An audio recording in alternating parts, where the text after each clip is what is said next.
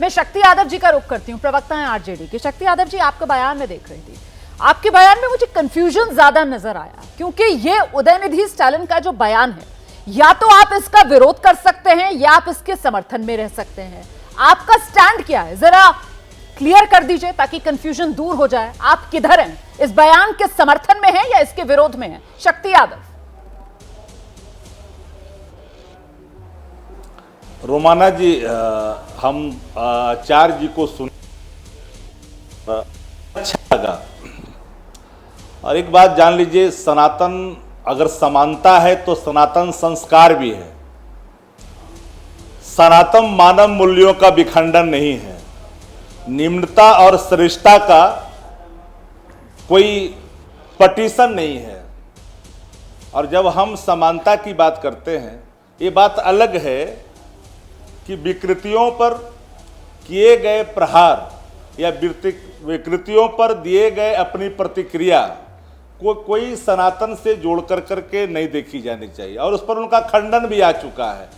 जैसे अब वर्तमान में अगर कबीर होते तो बड़ा आज उनका गर्दन कलम करने की बात होती कि नदी किनारे गैया मर गई, मछलियां नोच नोच खाई, वही मछलियां हिंदुआ खाई, कहाँ गई हिंदुआई।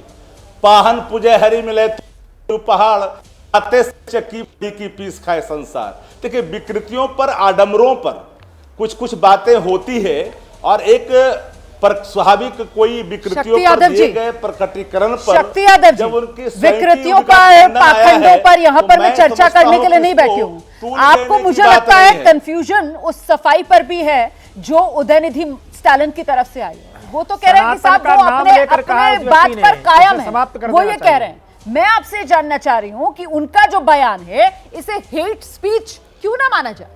पूरे सनातन को एक रंग में रंग देना। कौन सा ऐसा धर्म है जिसमें कुरीतियां नहीं है, जिसमें खामियां नहीं है, जिसमें कमियां नहीं है?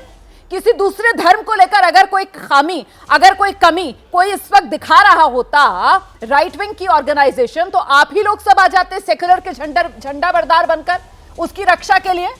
अब जब बात सनातन पर आ रही है तो फिर आप लोग गोलमोल यहां पर जलेबी बनाने का काम क्यों कर रहे हैं? सर, हेट स्पीच को हेट स्पीच बोलिए। नहीं, रोमाना जी, एक बात मैंने स्पष्ट तौर पे कही कि जब उधर से बात स्पष्ट हो गई कि ये तोड़ मड़ोड़ करके पेश किया गया है, तो हमें लगता है ये तूल का विषय भी नहीं बनता। लेकिन धर्म के नाम पर तलवारबाजी, नफरतबाजी, उन्माद, भाषाई आतंक, यह सनातन मूल नहीं है। सनातन का चरित्र ये नहीं हो सकता। आप फिर बात को घुमा रहे हैं। इसमें मुझे बता दीजिए कहां पर तोड़ मोड़ कर कुछ दिखाया गया है? सीधे सीधे उनकी तरफ से कहा गया है कुछ चीजों का विरोध नहीं किया जा सकता, उन्हें खत्म ही कर देना चाहिए।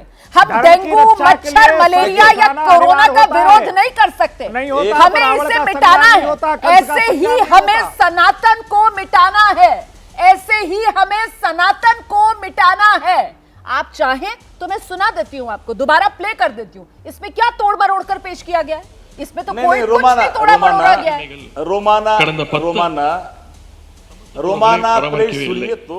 நம்முடைய ஆட்சி அமைந்த இந்த 2 ஆண்டுகள்ல சமத்துவ உரங்கள் பராமரிப்புக்கு ஒரு வீட்டிற்கு 50,000 ரூபாய் நிதி ஒதுக்கி, அதேபோல் புதுப்பிக்கிறதுக்கு 1 லட்சம் ரூபாய் சமத்துவங்களை புதுப்பித்திருக்கிறார் நம்முடைய திராவிட மாடல் அரசினுடைய முதலமைச்சர் அவர்கள்।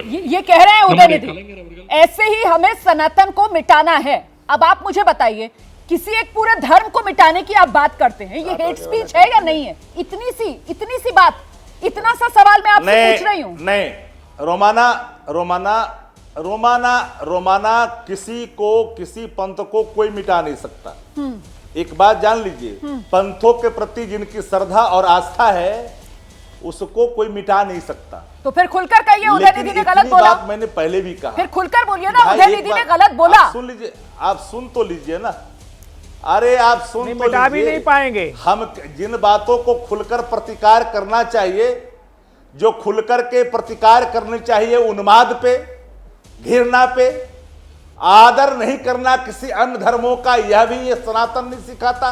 सनातन अगर समता है, सनातन समानता है तो सभी की समानता है। नहीं शक्ति यादव जी, आप जो बातें कह रहे हैं आज मुद्दा वो नहीं है चर्चा का। उन मुद्दों पर भी हम चर्चा करते हैं सर, उन मुद्दों पर भी हम चर्चा करते हैं, लेकिन मेरा सवाल ये है कि सेक्युलरिज्म के नाम पर अगर किसी दूसरे धर्म को लेकर कुछ भी कहा जाता है तो फौरन आप लोग आगे आकर बचाव में नजर आते हैं, बचाव की मुद्रा में नजर आने लगते हैं। लेकिन जब बात सनातन की होती है तो फिर अलग तरीके की यहां पर जलेबी छनना शुरू हो जाती है। ऐसा क्यों होता है? प्रोफेसर दिनेश पार्शने, आइए आप नहीं शक्ति यादव जी, मैंने आपको बहुत मौका दिया बोलने का, लेकिन आप क्लियर स्टैंड नहीं ले पाए सर।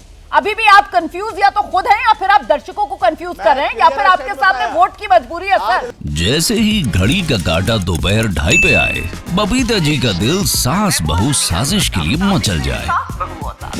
और ये है इनकी बहू, पूरे दिन ऑफिस की टेंशन हो जाए गॉन जब ये करें अपना फेवरेट शो फ्री टाइम पे ऑन। इनकी तरह आप भी देखिए अपना फेवरेट शो अपने टाइम पर और डाउनलोड कीजिए एबीपी लाइव ऐप अपने स्मार्ट टीवी पर।